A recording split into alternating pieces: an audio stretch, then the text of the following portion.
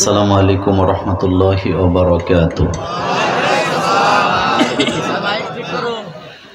আপনারা সকলে কেমন আছেন? আলহামদুলিল্লাহ, আল্লাহ পাকের রহমতে আমিও ভালো আছি। আলহামদুলিল্লাহ, আস্তাঈনুহু ওয়া আস্তাগফিরুহু ওয়া নু'মিনু বিহি ওয়া নাতাওয়াক্কালু আলাইহি ওয়া নাউযু বিল্লাহি মিন শুরুরি আনফুসিনা ওয়া মিন সাইয়্যাতি আ'মালিনা।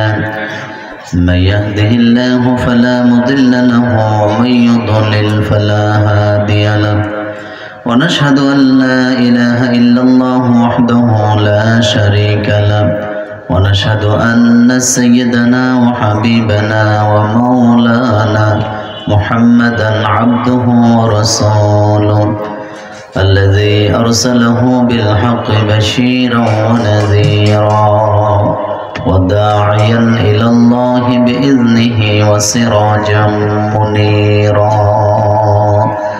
فقد قال الله تعالى في كلامه المجيد: أعوذ بالله من الشيطان الرجيم. بسم الله الرحمن الرحيم. إن الله وملائكته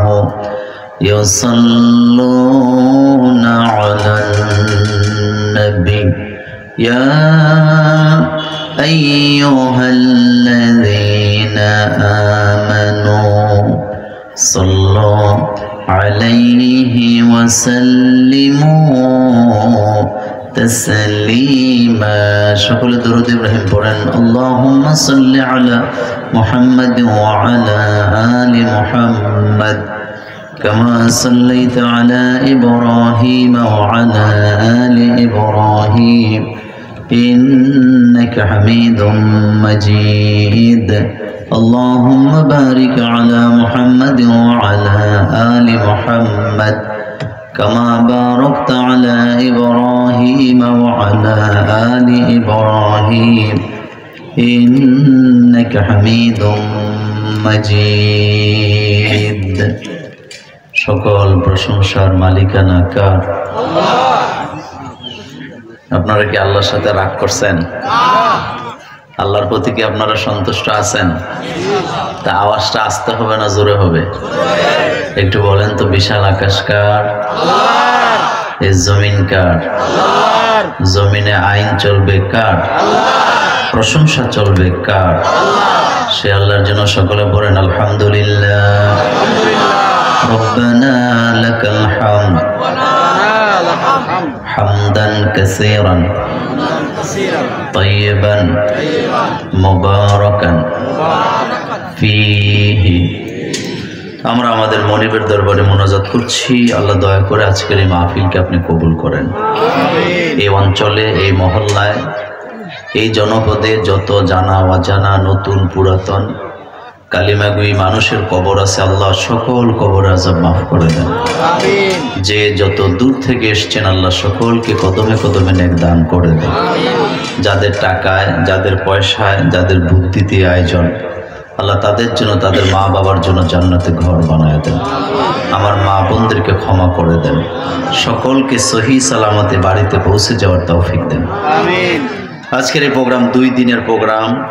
চাকলা মহলদার পাড়া আমিনিয়া জামে মসজিদের উদ্যোগে এটি 2 দিন ব্যাপী 26তম ঐতিহাসিক তাফসীরুল কোরআন মাহফিল। এই মাহফিলে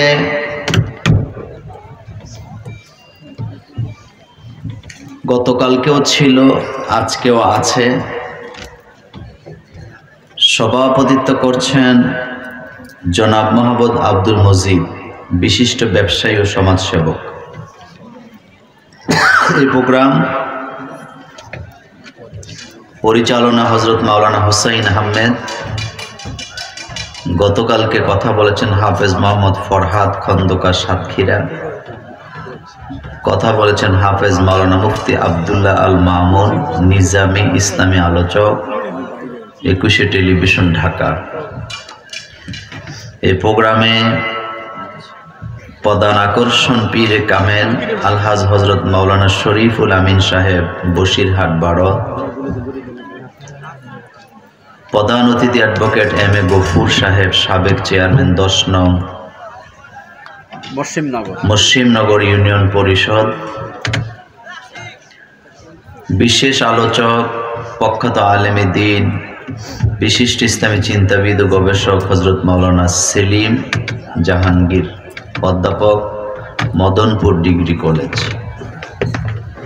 আজকের প্রোগ্রামে আমার আগে যিনি আলোচনা করেছেন, যাকে দেশ এবং দেশের বাইরে ভালোভাবেই চিনেন, আমাদের মুরব্বী, ইসলামী আন্দোলনের একজন পুরোধা, অ্যাডভোকেট গাজী এনামুল হক হাফিজাহুল্লাহ আতালাল্লাহু উমরা। আমরা দোয়া করছি বিশিষ্ট আইনজীবী সুপ্রিম কোর্ট ঢাকা, আল্লাহ যেন গাজী এনামুল হক সাহেবের হায়াতকে লম্বা করে দেন, আমিন। তার কণ্ঠকে যেন আল্লাহ হেফাজত করেন, আমিন। এই জাতির জন্য তার খিদমতকে যেন আল্লাহ কবুল করেন, আমিন। আজকের প্রোগ্রামে অনেক গণ্যমান্য ব্যক্তিরা আছেন, আমি জানি।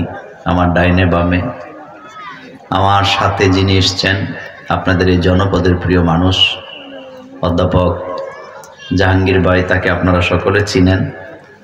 তা আমি রাত্র তো অনেক হয়েছে, আমি আপনাদেরকে কষ্ট দিতে চাই না, আমি সরাসরি আমার আলোচনায় ঢুকতে চাই। দেখেন, কোরআনুল কারীম হচ্ছে এমন একটি কিতাব,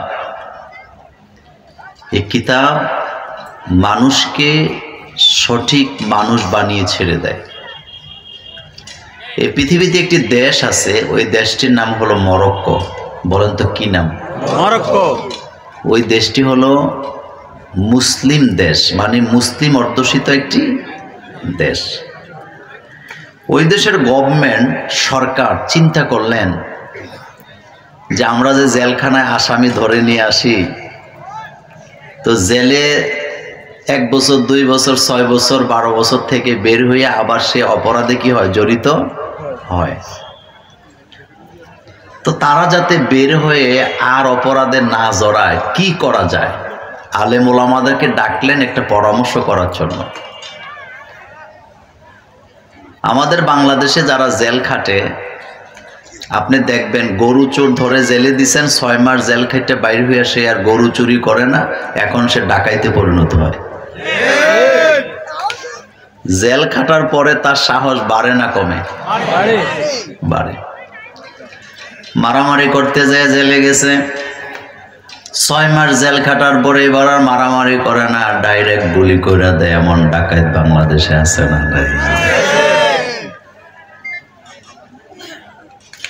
ডাকাত যদি জেলে ঢুকাইয়া দেন, এতে খুনি হয়ে বাইরে হয়। গাজার পোটলা সহ ধরে পুলিশ চালান দেওয়ার পরে জেলে গেছে, এখন বাইরে হয়ে আর গাজার ব্যবসা করে না, এবার ডাইরেক্ট ইয়াবা ব্যবসা শুরু করে দিছে। এমন বড় বড় স্মাগলার বাংলাদেশে আছে না ভাই? তো প্রমোশন বাড়ে না কমে? তো মরক্কোর গভর্নমেন্ট চিন্তা করলেন যে এই লোকগুলাকে কিভাবে ভালো করা যায়। তারা তো যৌবন বয়সে বেশি জড়ানোর, জেলের ভিতরে কি যায়, কি করা যায়। যেই দেশের রাষ্ট্রপ্রধানের উপদেষ্টা হয় আলেম ওলামা, সেই দেশটা কি শান্তিতে চলে না অশান্তিতে চলে?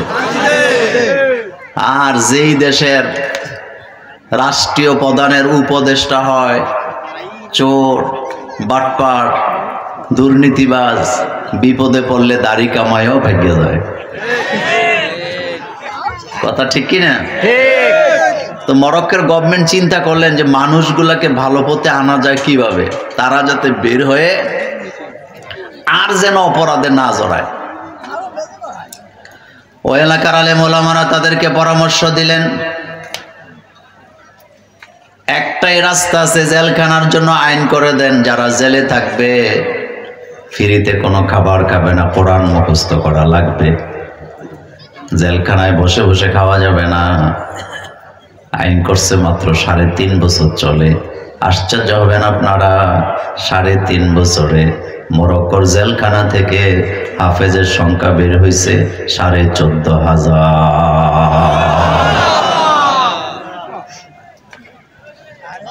দাগি আসামি 14,000 হাফেজ হওয়ার পরে সেখান থেকে বের হয়ে বিভিন্ন জায়গায় চাকরি পেল। আমার বাংলাদেশের ছেলেদের মাথার ব্রেন তো আরো অনেক ভালো। আমার বাংলাদেশেও যদি এমন একটা আইন করা যায়, জেলখানার মধ্যে বসে বসে খাওয়া যাবে না, আল্লাহর ইবাদত করা লাগবে, কোরআন মুখস্থ করা লাগবে, আমার দেশেও হাজার হাজার হাফেজ তৈরি করার সুযোগ আছে না? কয়েকদিন আগে পত্রিকার একটা রিপোর্টে দেখলাম, আগে যারা জেলে ছিল আমির হামজাদের মতো লোকেরা, তারা সেখানে বসে বসে তারবিয়তি বৈঠক করত, ইসলামের দাওয়াত দিত, কোরআন মুখস্থ করত, হাদিসের তালিম করত। কিন্তু বর্তমানে যারা জেলে আছে, কোরআনও পড়ে না, তালিমও দেয় না, তাহাজ্জুদও পড়ে না, তো সময় কাটায় কেমনে? পত্রিকায় লিখছে তারা সেখানে সময় কাটায় লুডো খেলে, তাস খেলে, তামিলনাড়ু সিনেমা দেখে।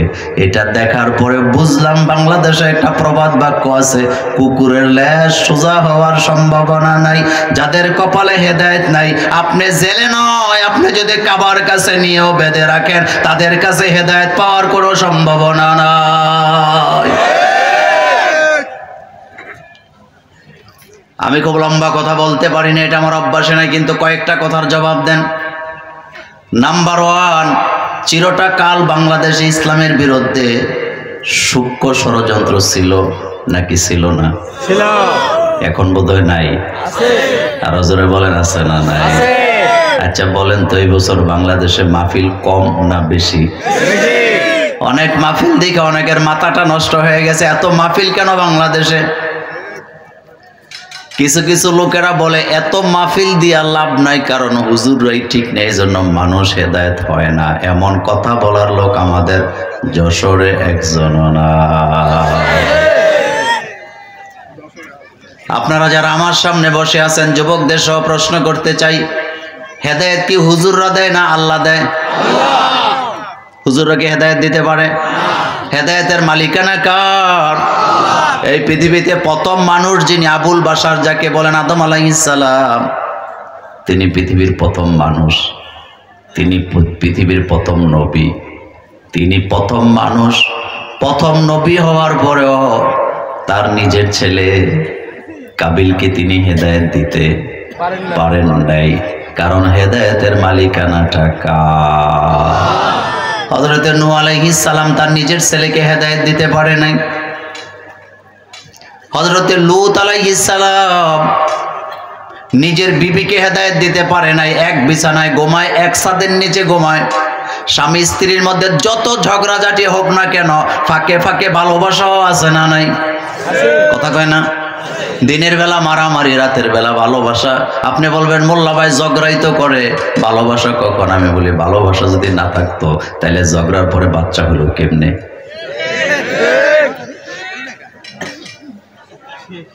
মানুষকে দেখে ঝগড়া করে, কিন্তু রাতের বেলা বউয়ের সামনে কান ধরে উঠবস করে, এমন হাজবেন্ড বাংলাদেশে নাই। তার মানে বোঝা গেল ঝগড়া যতই হোক, ভালোবাসার জায়গায় ভালোবাসা ঠিকই আছে। কথাটা বোঝার জন্য বললাম, হযরতে লূত আলাইহিস সালাম এক বিছানায় ঘুমায়, বিবিকে বিয়ে করার পরে একসাথে থাকে, একই ছাদের নিচে থাকে। নবী হওয়ার পরও নিজের স্ত্রীকে হেদায়েত দিতে পারে নাই, যার কারণে লূত আলাইহিস সালাম স্ত্রীর উপরে আল্লাহর লানত আর জাহান্নামের সার্টিফিকেট আছে না? না। তাহলে বোঝা গেল হেদায়েত দেওয়ার ক্ষমতা কার? হযরত ইব্রাহিম আলাইহিস সালাম তিনি তার নিজের ছেলেকে হেদায়েত দিতে পারে, তিনি তার নিজের মাকে বাবাকে হেদায়েত দিতে পারেন নাই।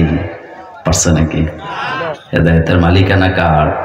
আপনার আমার নবী জনাবে মুহাম্মদুর রাসূলুল্লাহ সাল্লাল্লাহু আলাইহি ওয়াসাল্লাম নিজের চাচা আবু তালিবকে হেদায়েত দিতে পারে নাই। বুখারীর হাদিসে লম্বা হাদিস আসছে, আবু তালিবের সামনে যে রাসূল বলতেছে, চাচা তুমি আমাকে ভালোবাসো, এটা সত্য, তুমি আমাকে অনেক ভালোবাসো, আমাকে লালন পালন করো, সম্মান করো, সত্য, কিন্তু এই ভালোবাসা দিয়ে কিন্তু জান্নাত পাওয়া যাবে না। জান্নাত পাইতে হইলে হেদায়েত লাগে নাকি লাগে না? চাচা কয় বাতিজা কালিমা তো পড়া যাবে না, মানুষ আমারে লজ্জা দেবে। রাসূল বলতেছে চাচা দুনিয়াতে লজ্জা পাবা কিন্তু আখিরাতে তো জাহান্নামের আগুনে জ্বলবা। আবু তালেব বলতেছে বাতিজা দুনিয়াতে লজ্জা পাওয়ার চাইতে জাহান্নামের আগুন আমার কাছে বেশি পছন্দ। জোরে কর নাউজুবিল্লাহ। তার মানে কপালে কি নাই? কি কথাটা বলছে? দুনিয়াতে লজ্জা পাওয়ার চাইতে জাহান্নামের আগুন আমার কাছে প্রিয়। এই কথা বলার পর আল্লাহ রাসূল বললেন চাচা আমি চাই না তুমি জাহান্নামে যাও, কালিমাটা এমন ভাবে বলো আমি কাউকে বলবো না, শুধু আমাকে শোনায় বলো। আবু তালিব কয় না সেটাও হবে না, আমি বলবো না। এবার রাসূল বলতেছে চাচা ঠিক আছে, জোরে বলার দরকার নাই, আমি কালিমাটা পড়ি, তুমি আমার সাথে ঠোঁট মেলাও।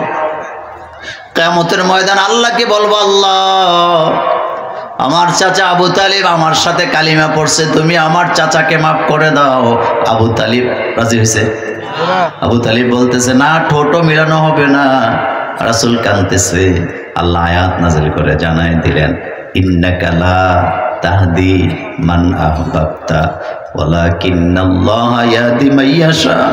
হাবিব আপনি চাইলেই তো কাউকে ভালোবাসা দিয়ে হেদায়েত দিতে পারবেন না, কারণ হেদায়েতের চাবিটা তো আমার কাছে। আমি যাকে চাই তাকে হেদায়েত দেই, যাকে চাই তাকে আমি গোমরা করে দেই। এই যে মাহফিল হচ্ছে এত বড়, বাড়ির কাছের মাহফিল এখনো আসতে পারে নাই, এমন কপাল পড়া আছে না? না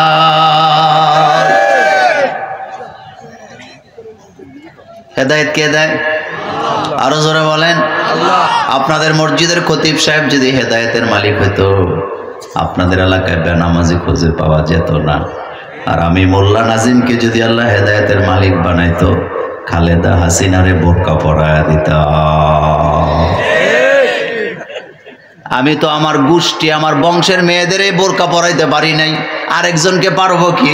কারণ হেদায়েত তো আমি দিতে পারবো না, হেদায়েতের মালিকানা কার? কিছু কিছু লোক আছে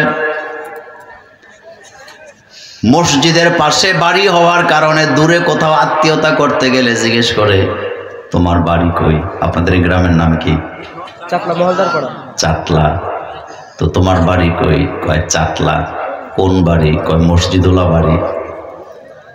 তোমার বাড়ি কই? চাটলা। কোন বাড়ি? মাদ্রাসাওয়ালা বাড়ি। অথচ 5 বেলা আজান হয়, এক বেলাও নামাজে যায় না, কিন্তু পরিচয় দেওয়ার সময় বলে মসজিদওয়ালা বাড়ি। আমার দাদা মসজিদ বানায় গেছে, আমার দাদা মসজিদের জায়গা দিয়ে গেছে, নিজে নামাজ পড়ে না, এমন বাটপার আছে না? আমি বলি বেটা মসজিদওয়ালা বাড়ির লোক যদি জান্নাতে যাইতো তাহলে আবু জহিল কি দোষ করছে? কথা কন না কেন?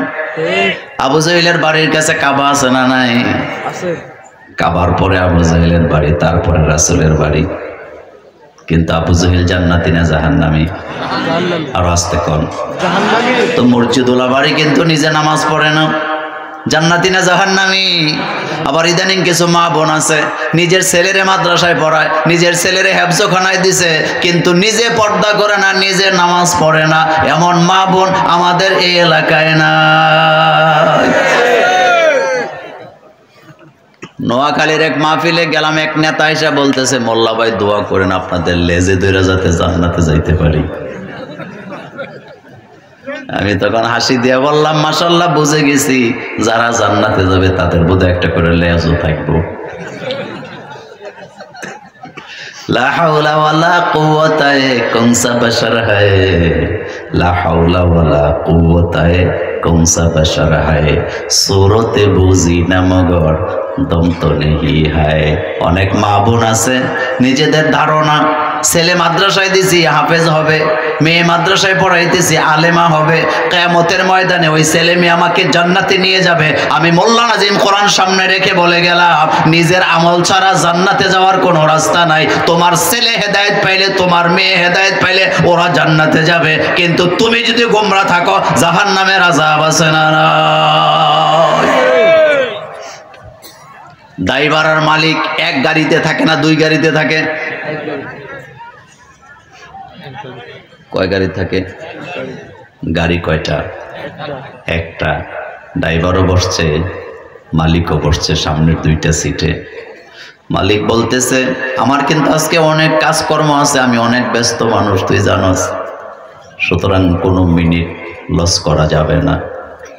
ড্রাইভার কয় স্যার ঠিক আছে লস করব না। গাড়ি চলতেছে কাজকর্ম করতেছে, হঠাৎ মসজিদের দেয়াল ঘেঁষে গাড়িটা যাচ্ছে, ড্রাইভারের কানে আওয়াজ আসতেছে, জোহরের নামাজের একামত চলতেছে।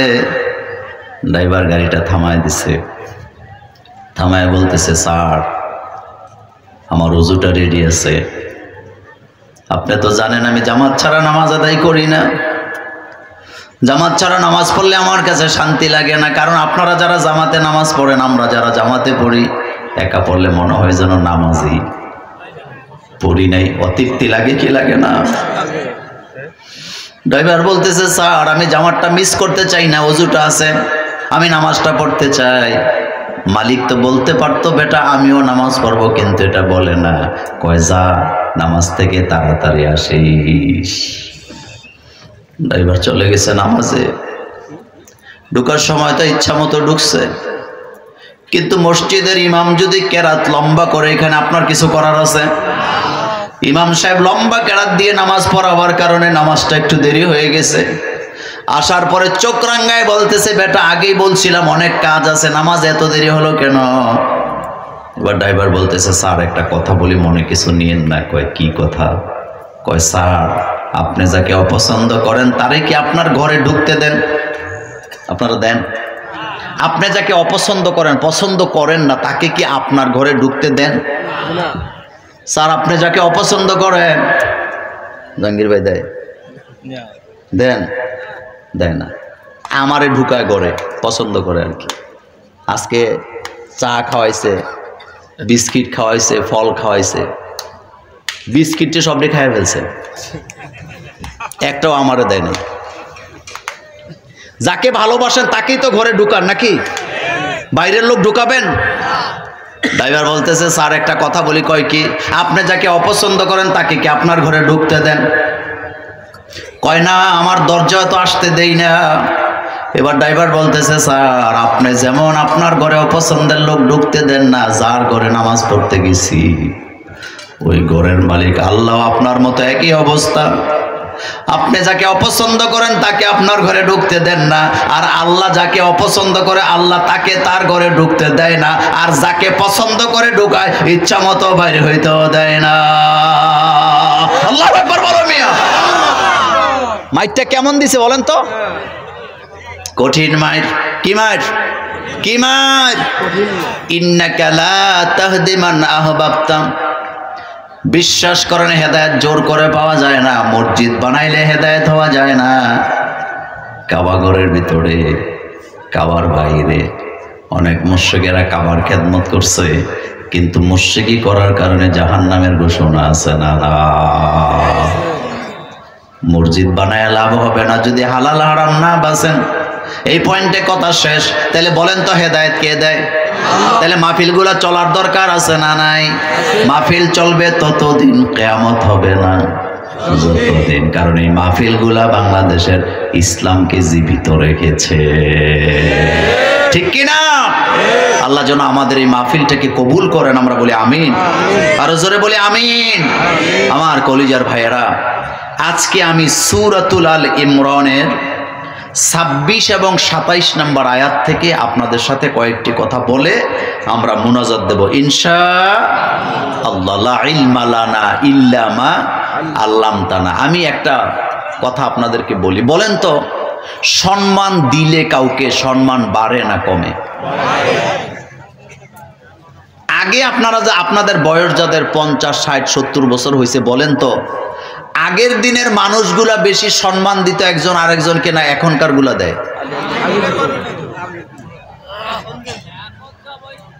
আগের দিনের মানুষগুলা চাচা জেঠা যেই রাস্তায় দাঁড়ায় থাকতো, বাতিজারা সেই রাস্তা দিয়া হাঁটতো না, যেত না। আর এখন চাচা জেঠার সামনে দাঁড়ায় দাঁড়ায় নেতা মার্কা বাতিজা বিড়ি সিগারেট খায়। এমন বেয়াদব আমাদের যশোরে না।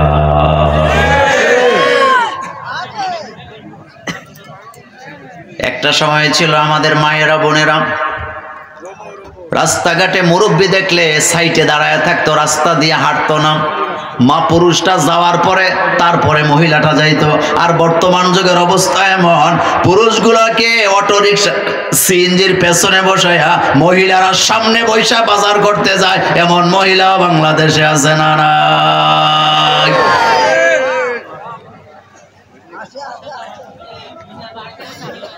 আমার কলেজের ভাইয়েরা, বিশ্বনবী বলেছেন, মাল্লাম ইয়ারহাম সাগীরানা ওয়ালাম ইউকির কাবীরানা ফালাইসা মিন্না।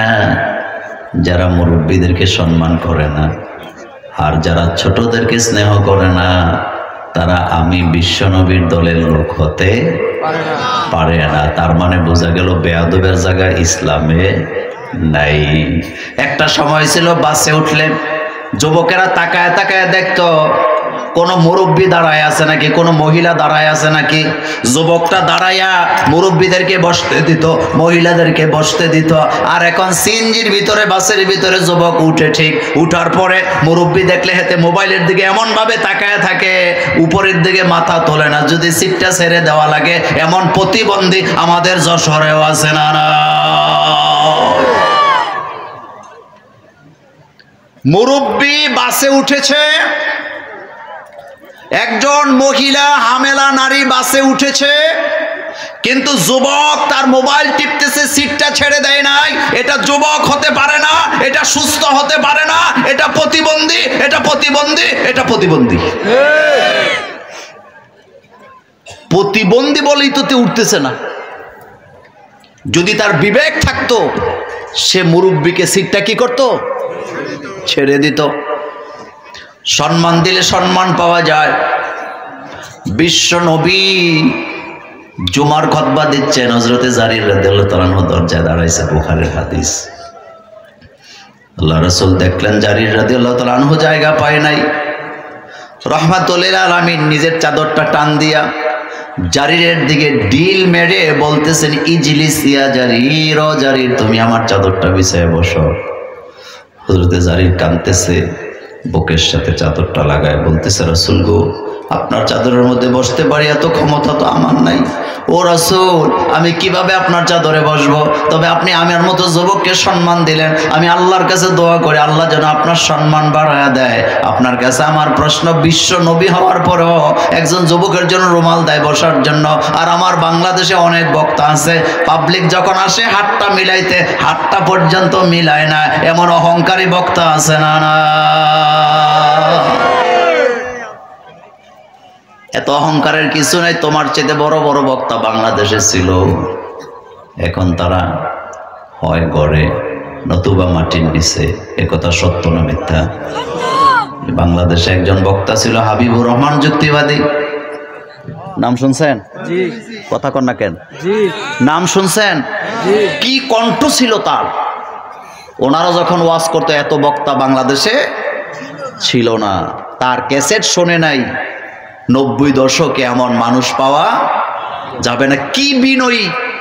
আপনাদের যশোরে আমি গত বছর আসতেছিলাম, এয়ারপোর্টে যায় দেখি একজন লোক কালো টুপি, কালো পাঞ্জাবি পরা, চুল লাল, দাড়ি লাল, বসে আছে। আমি প্রথমে চিনি নাই, আমি অনেক দূরে ছিলাম, এজন্য চিনতে পারি না। ঢুকতেছি, উনি দূর থেকে আমাকে সালাম দিলেন, আসসালামু আলাইকুম মোল্লা ভাই।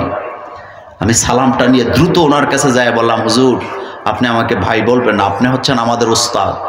ছাত্র জীবনে ক্লাস 5-এ 4-এ যখন পড়ি, নিচে বসে হাবিবুর রহমান যুক্তিবাদী সাহেবের ওয়াজ শুনতাম।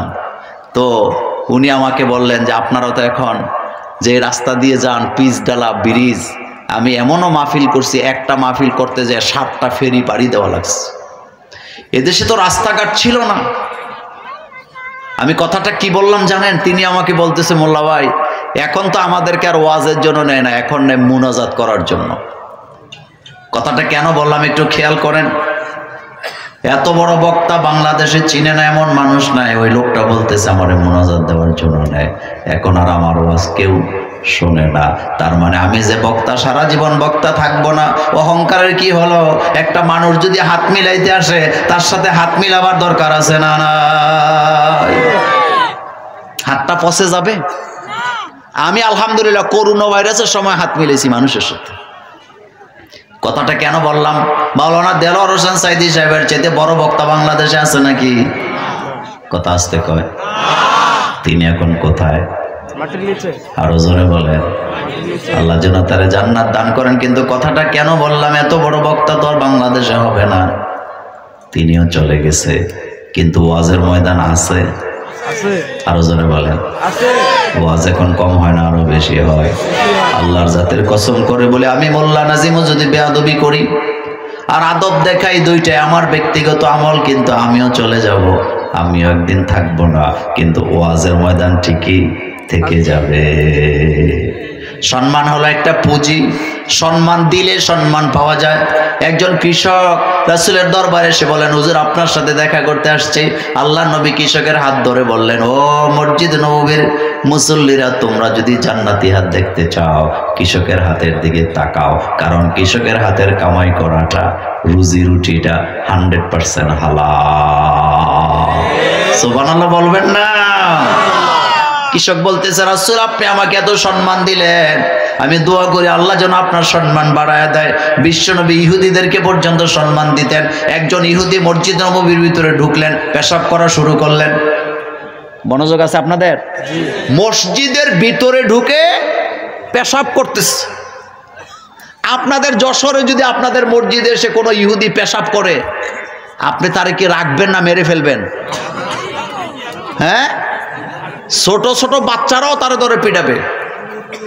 কিন্তু রাসূল বলতেছে, থামো, এই লোকটাকে বাধা দিও না, আগে কাম সারুক। কারণ প্রস্রাব মাঝখানে থামাইলে কষ্ট আছে না নাই? রাসূলকে বাধা দিও না। কি রাসূল আমার, সুবহানাল্লাহ পড়েন। কি চরিত্র আমার নবীর, কি চরিত্র! আল্লাহু আকবার। বলতেছে লোকটাকে বাধা দিও না, পেশাবটা শেষ করতে দাও, কারণ মাঝখানে থামাইলে তো তার কষ্ট হবে। পেশাব শেষ। রাসূল বললেন তাকে আমার কাছে আসতে বলো। আসছে। রাসূল মারেন নাই, গালিও দেয় নাই। রাসূল আগে জিজ্ঞেস করতেছে, তুমি যে এখানে পেশাব করছো, তুমি কি জানো এটা কি? কয় না হুজুর, আমি জানি না। আল্লাহ নবী বলেন, এটা হলো আমাদের মসজিদ, আমাদের পবিত্র জায়গা, এখানে আমরা আমাদের স্রষ্টাকে সেজদা দেই। তোমাদের প্যাগোডা যেমন পবিত্র আমাদের কাছে, আমাদের এই মসজিদটাও তেমন পবিত্র, আমরা আল্লাহকে সেজদা দেই। এবার ইহুদি বলতেছে, হুজুর আপনি আমারে মাফ করে দেন, আমি বুঝতে পারি নাই, আমি না বুঝে কাজ করেছি। তবে আপনি যে আচরণটা আমার সাথে দেখালেন, আমি বুঝে গেছি আপনি যে আল্লাহর নবী, আমার কোনো সন্দেহ নাই। আল্লাহু আকবার। রাসূল সাল্লাল্লাহু আলাইহি ওয়াসাল্লাম যে ওয়াজ করতেন, আমরাও ওয়াজ করি। এই যে ওয়াজের ময়দান থেকে যাওয়ার পরে আমি আপনাদের চেহারাগুলি মনে রাখতে পারবো না, কিন্তু আল্লাহ রাসূল এমন এক বক্তা ছিলেন, এমন এক খতিব ছিলেন, এমন এক ওয়াইজ ছিলেন, রাসূল প্রত্যেকটা শ্রোতার নাম, চেহারা শুদ্ধ মুখস্থ বলতে পারতেন। সহিহ মুসলিমের হাদিসে আসছে, একজন ইহুদি যুবক রাসূলের ওয়াজ শুনতেন, মানে বক্তব্য শুনতেন, এক জায়গায় বসে বসে প্রতিদিন একই জায়গায় বসতেন। ইহুদি যুবক কালিমা পড়ে নাই, কিন্তু রাসূলকে ভালোবাসে, রাসূলের বক্তব্য শুনে। এমন হিন্দু আমাদের বাংলাদেশে আছে না নাই? হঠাৎ রাসূল দেখলেন ওই যুবক 2 দিন ধরে নাই। সাহাবাদেরকে বলেন, এই জায়গায় বসে যে যুবকটা আমার বক্তব্য শুনতো, যুবকটা কই, খবর নাও। বাড়িতে যায় দেখে যুবক অসুস্থ, তার বাপ কান্না করতেছে, ওই যুবক মুমূর্ষ অবস্থায় আছে। সাহাবারা এসে বলেন, রাসূল গো, যেই যুবকের কথা আপনি বললেন, ওই যুবক তো অসুস্থ, মুমূর্ষ অবস্থায় আছে, তার আব্বাকে দেখলাম কান্না করতেছে। বিশ্বনবী রাহমাতুল লিল আলামিনের হৃদয়টা কত বড়! আল্লাহ রাসূল বললেন, সাহাবারা, হোক সেই ইহুদি মুমূর্ষ অবস্থায় আছে, অসুস্থতার কারণে আমার বক্তব্য শুনতে আসতে পারে না, চলো আমি এখন এই ইহুদির বাড়িতে যাব। আল্লাহু আকবার বলো। চিন্তা করছেন কি নবী আমার, এখন যাব, চলো চলো। গেছে। রাসূল যায়, দেখতেছে ইহুদি যুবক কষ্ট পাইতেছে মুমূর্ষ অবস্থায়। আল্লাহ নবী বললেন, ও যুবক, আমি জানি তুমি আমাকে ভালোবাসো। যুবক কাঁদতেছে আর বলতেছে, রাসূল আমি তো জীবনে কল্পনাও করি নাই আপনি আমাকে দেখতে আসবেন, আমার মৃত্যুর যন্ত্রণা কমে গেছে আপনাকে দেখে। রাসূল গো, আপনার মন এত বড়। আল্লাহ নবী কয়, যুবক তুমি যে অবস্থায় আছো, এই অবস্থায় যদি মারা যাও, তোমার এই ভালোবাসার কারণে কিয়ামতে আমি কোনো উপকার করতে পারবো না। যদি তুমি কালিমাটা পড়ো, আমি কথা দিলাম তোমাকে আমি জান্নাতে নিয়ে যাব। যুবক কালিমা পড়ে না, একবার বাপের দিকে তাকায় আর একবার রাসূলুল্লাহ সাল্লাল্লাহু আলাইহি ওয়াসাল্লামের চেহারার দিকে তাকায়। কারণ যুবকের মাথায় চিন্তা হলো, আমি যদি কালিমা পড়ি আব্বা তো ইহুদি, আব্বা তো বেজার হবে, কিন্তু আমার নবী তো খুশি হবে, কোন দিকে যাব? এবার বাপ ইশারা দিয়ে বলতেছে, যুবক ও আমার ছেলে, আমার দিকে তাকাইস না, আমার কাছে মাপ নাই, আমার কাছে কোনো কিছুর কল্যাণ নাই, আমার কাছে আখেরাতের মুক্তি নাই, তুই তাই পড়, মুহাম্মদ সাল্লাল্লাহু আলাইহি ওয়াসাল্লাম তোকে যা পড়তে বলেছে, কারণ এই কালিমা ছাড়া মুক্তি পাওয়া যায় না। যুবক ঘোষণা দিলেন, লা ইলাহা ইল্লাল্লাহ মুহাম্মাদুর রাসূলুল্লাহ সাল্লাল্লাহু আলাইহি ওয়াসাল্লাম। এবার এই যুবক এই কালিমা পড়তে পড়তে মারা গেল। আল্লাহর নবী বললেন, এতক্ষণ ছিল কাফের, কালিমা করার কারণে মুমিন হয়ে গেছে, আর এই যুবক মরার সাথে সাথে জান্নাতে চলে গেছে। আমি বুঝাইতে চাইলাম, একজন বিশ্বমানের কি বলে বিশ্ব নবী, বিশ্ব নেতা, প্রধান বিচারপতি, প্রধান খতিব, তিনি ইহুদি যুবকের বাড়িতে গেছে দেখার জন্য, আর আমাদের টাইম নেই। বলেন আমাদের কি নাই? আমি শুধু মানুষকে সম্মান দেওয়ার কথাটা আপনাকে বুঝাইলাম। সম্মান দিলে সম্মান বাড়ে না কমে? ও যুবক, তুমি রিক্সার জন্য দাঁড়াইছ, একটা মহিলা রিক্সার জন্য দাঁড়ায় আছে, উচিত যুবক আগে রিক্সা উঠবে না মহিলা উঠে দিবে? আস্তে করে, যুবকেরা কথা বলে না, কে উঠবে আগে? কিন্তু জোর করে ওইটা জায়গা দখল করে এমন যুবক আপনাদের এলাকায় নাই। ইসলাম এত ছোটখাটো জিনিস না। ওইদিকে গেলাম না, আমার কলেজের বেড়া, কোরআন থেকে কথা বলতেছিলাম। কোরআন আমাদের উপরে নাযিল করেছেন কে? আল্লাহ পাক বলছেন, তাহা মা আনজালনা আলাইকাল কুরআনা লিতাশকা। নবী, আপনার উপরে আমি এই কিতাবটা নাযিল করেছি, আপনি ক্লেশে পড়ে যাবেন, আপনি কষ্টে পতিত হবেন, আপনি অভাবগ্রস্ত হবেন, এই জন্য তো আমি কোরআন নাযিল করি নাই। কোরআন নাযিল করেছি আপনার ভাগ্যের পরিবর্তন করার জন্য। তার মানে বোঝা গেল ভাগ্যের পরিবর্তন হবে না ততক্ষণ, কোরআন দিয়া দেশ চলবে না যতক্ষণ। আর আমার বাংলাদেশের যুবকেরা কোরআনের কাছে না যায়া আংটিওয়ালার কাছে যে ভাগ্যের পরিবর্তন করতে চায়, গণকের কাছে যে ভাগ্য খোঁজ খবর নেয়, এমন যুবক বাংলাদেশে আছে না?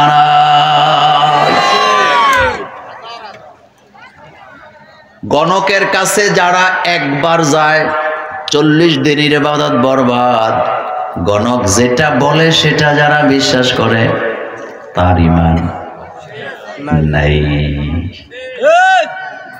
জিকরগাছা কলেজের সামনে, যশোরের কলেজের সামনে, মণিপুরামপুরের কলেজের সামনে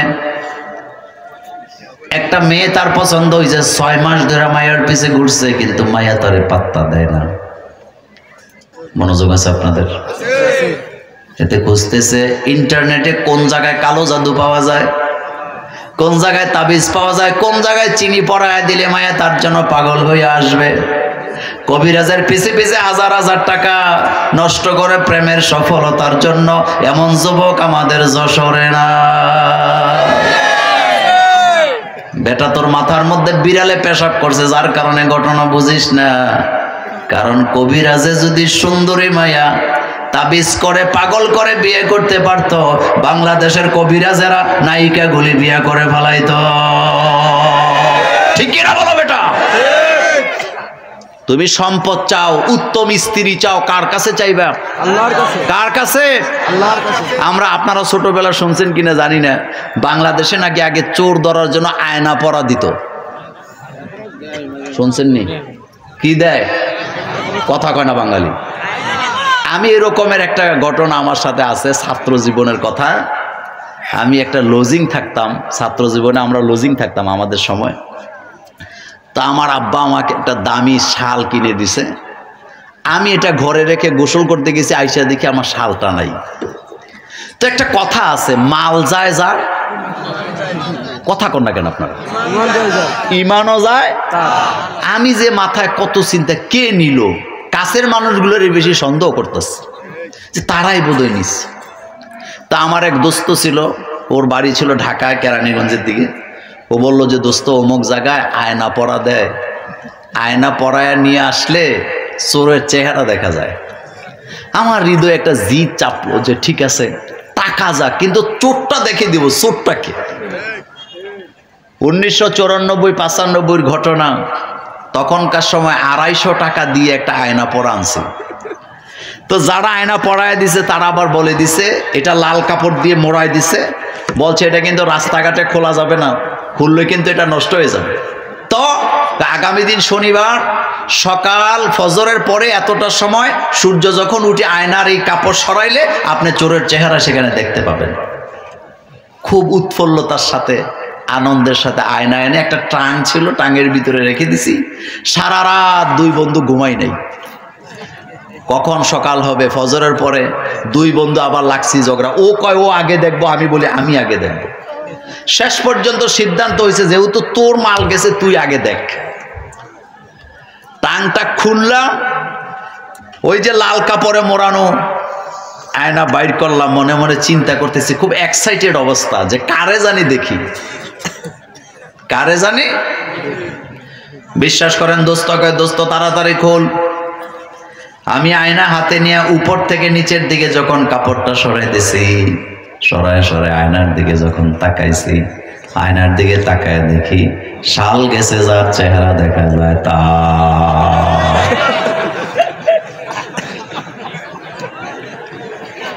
দোস্ত পেছন থেকে কয় দোস্ত দেখছো? আমি তো এটা দেখার পরে আমি নিজেও জাগায় নাই, আমি তো তাকাই আছি মরা মানুষের মতো। আমার দোস্ত কয় দোস্ত কাম বোধহয় হয়েছে, দেখছো নাকি? আমি কয় হ্যাঁ দেখলাম। তো কয় চোর চিনোস? আমি 100% চিনি। কত পার্সেন্ট চিনি? আমার কাছে আমি কেনা ভালো করে দেখে নেই এমন চোর কেমন চোর। আমার দোস্ত কয় তাড়াতাড়ি আমার কাছে দে, আমি দেই না। আমি বলতেছি আর একটু দেখে নেই। এবার সে টান মাইরা আয়না নিয়া যখন আয়নার দিকে তাকাইছে, তাকায় এখন বলতেছে আল্লাহর কসম তোর শাল আমি চুরি করি নাই।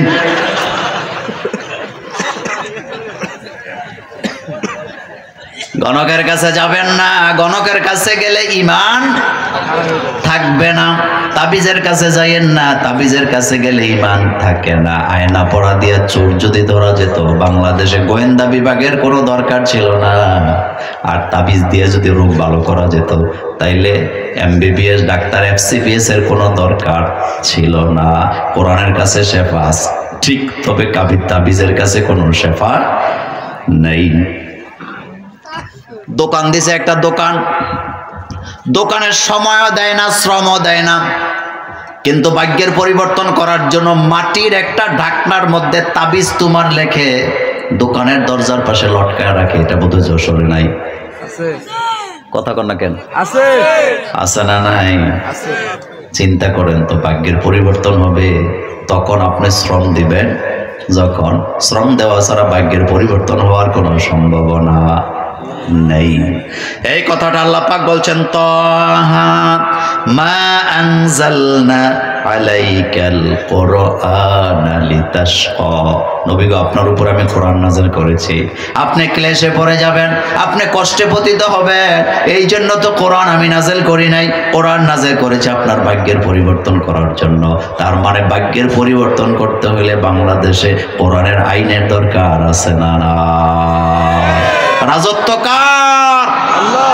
এই ব্যাপারে কথা বলবো, পড়েন আমার সাথে আউযু বিল্লাহি মিনাশ শাইতানির রাজিম বিসমিল্লাহির রহমানির রহিম কুলিল্লাহুম্মা মালিকাল মুলকি তুতিল মুলকা মান তাশা ওয়া তানজিউল মুলকা মিম্মান তাশা ওয়া তুইজ্জু মান তাশা ওয়া তুযিল্লু মান তাশা বিয়াদিকাল খায়র ইন্নাকা আলা কুল্লি শাইইন কদির। বলেন তো রাজত্ব কার? আল্লাহ। একটু মনোযোগ দেন, অল্প সময়ের মধ্যে আলোচনা শেষ করব, খুব মনোযোগী হন। আল্লাহ রাব্বুল আলামিন রাসূলের উপরে কোরআন নাযিল করলেন। আল্লাহ বলতেছেন কুল, নবী আপনি বলেন আল্লাহুম্মা মালিকাল মুলক, আয় আল্লাহ তুমি তো রাজত্বের মালিক। একটু শব্দের দিকে খেয়াল করেন। আল্লাহ তো বলতে পারতেন নবী আপনি বলেন আল্লাহই ক্ষমতার মালিক, এভাবে আল্লাহ বলে নাই। আল্লাহ বলতেছে নবী আপনি বলেন, আয় আল্লাহ তুমি তো ক্ষমতার মালিক। নবী তখন প্রেসিডেন্ট, আল্লাহ রাসূল তখন মক্কা বিজয় করেছেন, প্রেসিডেন্ট হয়ে গেছেন। কথাটা বোঝার জন্য শুধুমাত্র বললাম। এখন আপনার কাছে জানতে চাই, রাসূল তো প্রেসিডেন্ট, রাসূল তো একটা রাজ্যের মালিক ছিলেন, কিন্তু আল্লাহ রাসূলকে দিয়ে বলাইতেছে নবী গো আপনি বলেন আল্লাহুম্মা মালিকাল মুলক, আয় আল্লাহ আপনি তো রাজত্বের মালিক। একজন রাজাকে দিয়ে আল্লাহ বলাইতেছে আপনি রাজত্বের মালিক, তাহলে বোঝা গেছে এই জায়গায় হিকমত আছে না?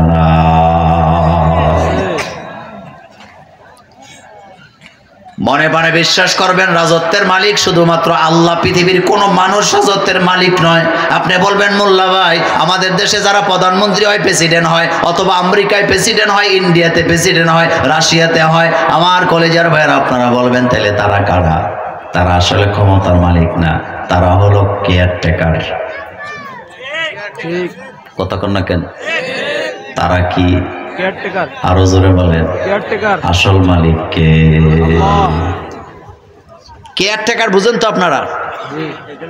আমার জাহাঙ্গীর ভাই একটা বাড়ি বানাইছে, বিরাট বড় বাংলো বাড়ি। বাড়ি বানায় একটা বিল্ডিং করছে 3 তলা। এটার ভিতরে গ্যারেজ বানাইছে। ওনার ইচ্ছা মতো কোন জায়গায় রাখলে পছন্দ হবে। কতগুলা বাগান বানাইছেন, কোথাও আম গাছ লাগাইছে, কোথাও কামরাঙ্গা গাছ লাগাইছে, কোথাও বেল গাছ লাগাইছেন, কোথাও তাল গাছ, কোথাও খেজুরের গাছ। এত সুন্দর করে সাজায়া বাড়ি বানায়া আমার শুধু বলছে মোল্লা ভাই আপনি আমার বাড়িটা পাহারা দিবেন, আমি আপনাকে মাসে 20,000 টাকা করে দেব। এখন আপনার কাছে জানতে চাই এই বাড়ি উনি আমার কাছে দিয়ে বিদেশে চলে গেছে, 1 বছর 2 বছর পরে আসবে। এই বাড়ির মালিক কি আমি না জাহাঙ্গীর সাহেব? কথা কয় না। এই বাড়ির মালিক কে? কিন্তু আমাকে যখন কেয়ারটেকারের দায়িত্ব দিছে, আম গাছের জায়গায় বেল গাছ নিয়ে আসছি, বেল গাছের জায়গায় তাল গাছ নিছি, ড্রয়িং রুমের জায়গায় ডাইনিং রুম বানাইছি, বাথরুমের জায়গায় গোসলখানা বানাইছি, উলট পালট করে দিছি। উনি যখন ফেরত আইসা দেখবে ওনার সাজানো বাগান আমি তছনছ করে ফেলাইছি, উনি কি আমারে আদর করব? উনি কি করবে? আরো জোরে বলেন। এই রাজত্বের মালিকানা কার? কোন জায়গায় খাল হবে, কোন জায়গায় বিল হবে, কোন জায়গায় নদী হবে, কোন জায়গায় পাহাড় হবে, কোন জায়গায় আমের বাগান হবে, কোন জায়গায় ধানের চাষ হবে, এইটা সবটা আল্লাহ ঠিক করে। এই জমিনের মধ্যে কিছু মানুষকে সরকারের গভর্নমেন্টের দায়িত্ব দিয়া কেয়ারটেকারের দায়িত্ব দিছে, কিন্তু দায়িত্ব পাওয়ার পরে খালগুলা ভরাট কইরা, নদীগুলা ভরাট কইরা দখল করে এমন চোর বাটপার বাংলাদেশে আছে না? একটা সময় ছিল খাল দিয়া পানি নামতো মিষ্টি পানি। আপনারা বলেন ওই পানি মানুষে খাইতো কি খাইতো না? পানিগুলা পরিষ্কার ছিল কি ছিল না? এই খালগুলা ধ্বংস করছে ফেরেশতারা না মানুষেরা? কথা কয় না। মানুষেরা। কারা? পাহাড় কাটা সমতল করছে কারা? মানুষেরা।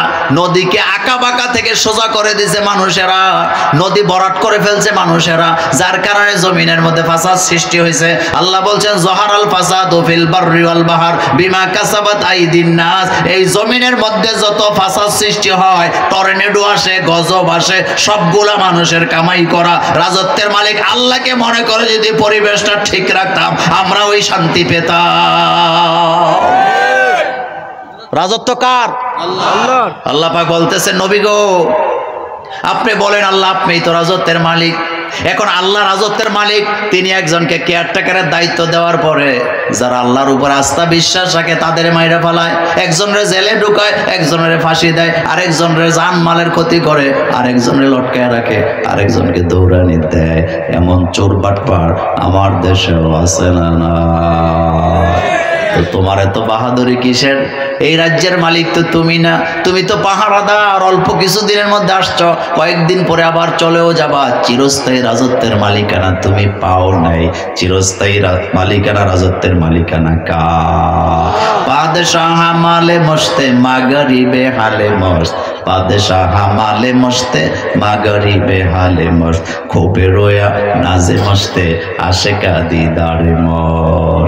যারা রাজত্ব একবার পায়, রাজত্বের পাগল কম হয় না বেশি হয়? চিল্লায় বলেন কম না বেশি? এখন আপনি সিরিয়ার দিকে তাকান, সিরিয়ার রাজত্বের মালিকানা কার? কিন্তু আল্লাহ যারে কেয়ারটেকারের দায়িত্ব দিছে, নিজে রাজত্বের মালিক মনে করে রাস্তার মোড়ে মোড়ে নিজের মূর্তি বানাইছে, নিজের বাপের মূর্তি বানাইছে, নিজের দাদার মূর্তি বানাইছে।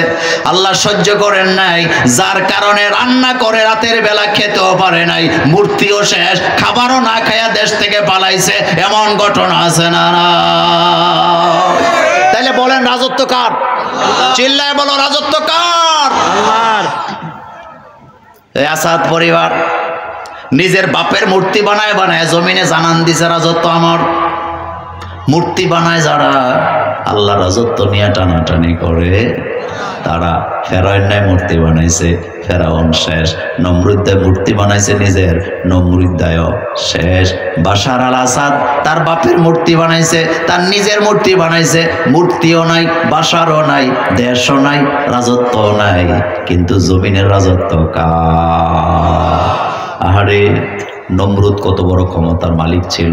ওই যে কবিতা বললাম, পাদেশাহ মালে মস্তে মাগরিবে হালে মস্ত, পাদেশাহ মালে মস্তে মাগরিবে হালে মস্ত, খুবে রোয়া নাজে মস্তে আশেকা দিদারে মস্ত। আপনি আর আমি ঘরে যায় শান্তিতে ঘুমায়, কিন্তু যারা রাজত্বের মালিকানা পায় তাদের কিন্তু ঘুম হারাম। সারাক্ষণ রাজত্ব রাজত্ব চিন্তা আছে না? না।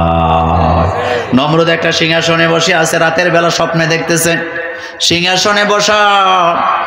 এবার ছোট্ট একটা বাচ্চা এসে এমন জোরে লাথি দিলেন, সিংহাসনও শেষ, নমরুদও শেষ।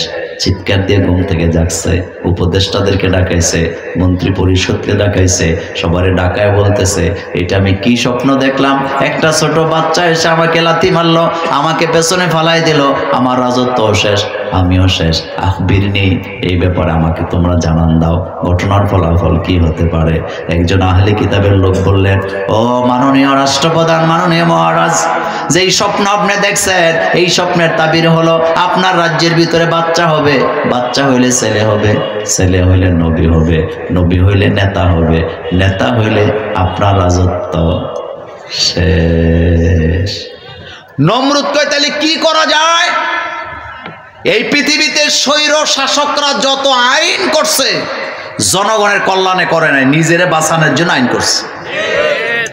নমরুদ বলতেছে, আমার রাজত্ব আমার চাই, সুতরাং এই রাজত্ব টিকাবার জন্য কি করা যায়? কয়, কি করবেন? স্বামী স্ত্রী একসাথে থাকলে বাচ্চা হবে, স্বামী স্ত্রীকে আলাদা করে দেন। কিভাবে করবেন? কয়, পুরুষ যত আছে সবগুলো জেলখানায় ঢুকায় দেন, নারীরা বাড়িতে থাকবে। কথা আমি লম্বা করবো না, শুধু রাজত্বের কথা বলছিলাম। বলেন তো রাজত্ব কার? আল্লাহুম্মা মালিকাল মুলক।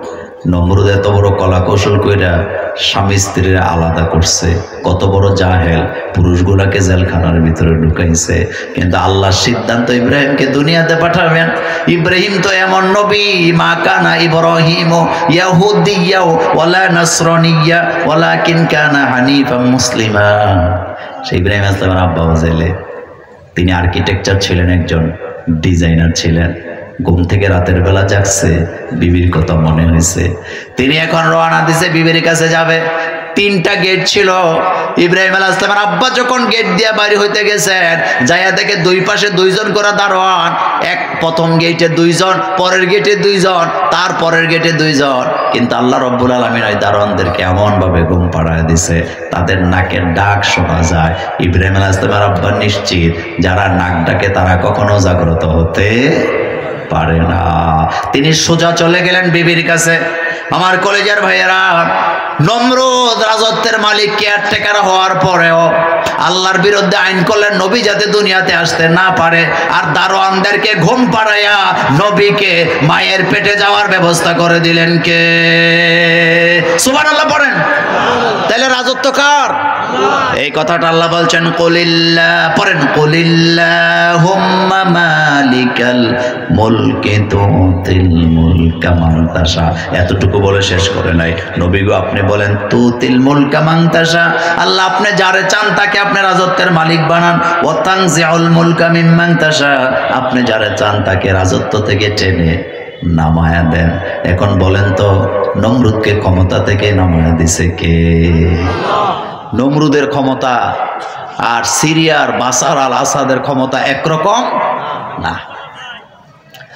আমরা পৃথিবীর মানুষ বর্তমানে যে শক্তিশালী, কোরআনুল কারিমে যে আদ জাতি সামুদ জাতির কথা বলা হয়েছে, আদ জাতি সামুদ জাতির লোকগুলার শরীরে এত শক্তি ছিল।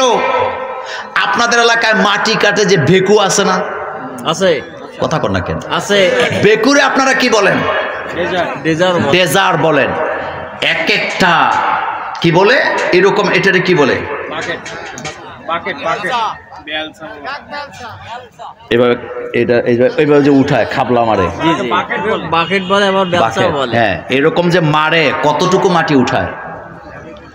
কিন্তু আদ জাতি সামুদ জাতির লোকগুলাকে আল্লাহ এত শক্তিশালী বানাইছিলেন, এক একজন ব্যক্তি 26 থেকে 37 টন ওজনের পাথরকে 2 হাতে উঠাতে পারত। আমি আর আপনি একটা ইট উঠাতে পারি না, তাদেরকে শক্তি দিছিল কে? আল্লাহ। কিন্তু তারা যখন আল্লাহর সাথে নাফরমানি করলেন, তাদেরকে মাটির সাথে মিশাইয়া দিছে কে? তাহলে বলেন তো ক্ষমতা কার? আল্লাহ যারে চায় তারে ক্ষমতার মালিক দেয়, আবার যারে চায় তারে টেনে ক্ষমতা থেকে নামাইও দেয়। এই কথাটা আল্লাহ পাক বলছেন।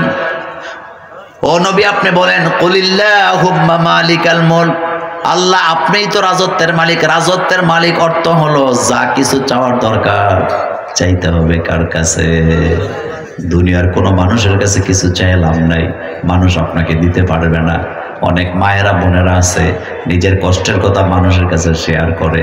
ওনার বোন বেড়াইতে আসছে, ওনার খালতো বোন, আপন বোন, মামতো বোন বেড়াইতে আইছে। রাতের বেলা কয়, বোন তুই যাইস না, রাতটা আমার কাছে থাক। সারা রাত নিজের কষ্ট দুঃখ তোর কাছে বলে নিজের কষ্টগুলা একটু হালকা করব, এমন মহিলা আমাদের এই এলাকায় নাই। কি বলতেছে? বোন আইসো তো অনেকদিন পর, থাক আজকে আমার বাড়িতে, সারাটা রাত গল্প করব, সারা রাত আমার কলিজায় জমানো কষ্টগুলো তোরে বলে হালকা করব। কিন্তু আমি মোল্লা নাজিম বলে গেলাম, মা গো, তুমি যাকে রেখে দিছ, তুমি যাকে রাতের বেলা রেখে দিছ গল্প করার জন্য, নিজের কষ্ট বলে হালকা হওয়ার জন্য, তারে জিজ্ঞেস করে দেখো তোমার কষ্ট হালকা হবে কি? যার কাছে কষ্ট বলো তার জীবনে কষ্টের শেষ নাই, ঠিক কিনা? আচ্ছা, কষ্ট ছাড়া মানুষ আছে? কথা আসতে কইছেন। কষ্ট ছাড়া মানুষ আছে না। আপনি আমার কাছে আসছেন কষ্ট বলতে, আমার নিজেরই তো কষ্টের শেষ নাই, তাহলে কষ্ট বলতে হবে কার কাছে? আল্লাহর কাছে। আপনি ঋণে পড়ছেন, আমার কাছে বলে কোনো লাভ নাই, আমি আপনার ঋণ দিতে পারবো না। যদি আপনি বলতে হয় কার কাছে বলবেন? ঋণে আছেন, আপনি মানুষের কাছে বইলা লাভ নাই, বরং মানুষের কাছে বেশি বেশি বললে মানুষ আপনাকে আর হাওলা তো দিবে না। এই জন্য বলতে হবে কার কাছে? সব নবীরা রাজত্বের মালিক আল্লাহর কাছে চাইতেন। রব্বানা আতিনা, পড়েন সবাই, রব্বানা আতিনা ফিদ দুনিয়া হাসানাতাও ওয়া ফিল আখিরাতি হাসানাতাও ওয়া কিনা আযাবান নার। চাইতে হবে কার কাছে? আল্লাহর কাছে। রাজত্ব কার? আল্লাহ। এই কথাটা আল্লাহ পাক বলছেন, কুলিল্লাহুম্মা মালিকাল মুলকি তুতিল মুলকা মান তাশা ওয়া তানজিউল মুলকা মিম্মান তাশা ওয়া তুইজ্জু মান তাশা ওয়া তুযিল্লু মান তাশা।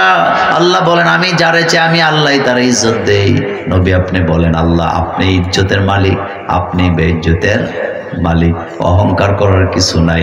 আপনার অনেক সম্পদ আছে, অনেক বাড়ি আছে, অনেক গাড়ি আছে, অহংকার করার কিছুই নাই। আপনার চেয়ে বড় বড় রাজা বাদশাদেরকেও মাটির সাথে মিশাইয়া দিছে কে? कैसे कैसे ताजेदारे रानिया शाहजादिया, कैसे कैसे ताजेदारे रानिया शाहजादिया, तन बदन सब गल गई है, शक्ल सूरत क्या हुई। কত সুন্দরী রমণী রানীদেরকে অলংকার সহ মাটির সাথে দাফন করা হয়েছে। আপনি কবরটা খুলে দেখেন, একটা হাড্ডিও খুঁজে পাবেন না। বাদশাহ শাহজাহান তাজমহল বানাইছে মমতাজের জন্য, কোটি কোটি কোটি কোটি টাকা খরচ করলেন, একটা দেশের অর্থনীতিকে নষ্ট করে দিলেন। একটা তাজমহল বানাইতে যাইয়া যেই মমতাজের কবরের উপরে তাজমহল বানানো হয়েছে, ওই মমতাজের কবরটা খুঁড়ে দেখেন, একটা হাড্ডিও খুঁজে পাওয়া যাবে না। মাটির সাথে মিশায় দিছে কে? সুবহানাল্লাহ। কে মিশায়? মিনহা খলাকনাকুম, পড়েন মিনহা খলাকনাকুম ওয়া ফিহা নুঈদুকুম ওয়া মিনহা নুখরিজুকুম তারাতান উখরা। আমার কলেজার ভাইয়েরা বাবারা, অহংকার করেন না, অহংকার ভালো জিনিস না। কারণ অহংকারী মানুষ, অহংকার যারা করে তারা আল্লাহর চাদর নিয়ে টানাটানি করে। এই জমিনে অহংকার করে আপনি টিকতে পারবেন না, থাকতেও পারবেন না। কারণ আপনার চাইতে অনেক কোটি কোটি গুণে বেশি ক্ষমতাধর মানুষগুলোকে মাটির সাথে মিশায় দিছে কে? নমরুদের ক্ষমতা আপনি চিন্তাও করতে পারবেন না। হযরত সুলাইমান আসলামের ক্ষমতা আপনি চিন্তাও করতে পারবেন না। ফেরাউনের ক্ষমতা আপনি চিন্তাও করতে পারবেন না। ৯৫০ বছর রাজত্ব চালাইছে, জ্বর নাই, সর্দি নাই, কাশি নাই। কি ভয়ানক! আনা রব্বুকুমুল আলা, আমি তো বড় রব। আছে না মাটির সাথে মিশে গেছে? শেষ। হযরতে সুলাইমান আসলামকে আল্লাহ, তিনি একজন নবী, তাকে এত ক্ষমতা আল্লাহ দিছিলেন। তিনি শুধু মানুষকে শাসন করে নাই, প্রাণীকুলকে পর্যন্ত তিনি শাসন করেছেন। সুবহানাল্লাহ পড়েন। কিন্তু তিনিও চলে গেছেন, তিনিও চলে গেছেন। আমি আপনাকে থাকবো? শেষ কথা বলি, বলেন তো এই মাঠে আমরা যারা বসে আছি, ১০০ বছর পর এই পৃথিবীতে আজকের উপস্থিত মাঠে যারা আমরা আছি, ১০০ বছর পর একটা মানুষকে পাওয়া যাবে? হ্যাঁ, পাওয়া যাবে? একজনও পাওয়া যাবে। আজকের মাঠে যারা আছেন, আগামী ১০০ বছর পর একটা মানুষকেও খুঁজে পাওয়া যাবে। কিন্তু জমিন কি থাকবে নাকি ধ্বংস হয়ে যাবে? রাখবেন কে? কারণ রাজত্বটা কার? আমরা অনেক সময় মনে করি আমি মরে গেলে সংসার চালাইব কে, আমি মরে গেলে ছেলে মেয়ে খাওয়াবে কে। ভুল, আপনি ভুল জায়গায় আছেন। আপনি না থাকলেও তারা চলবে।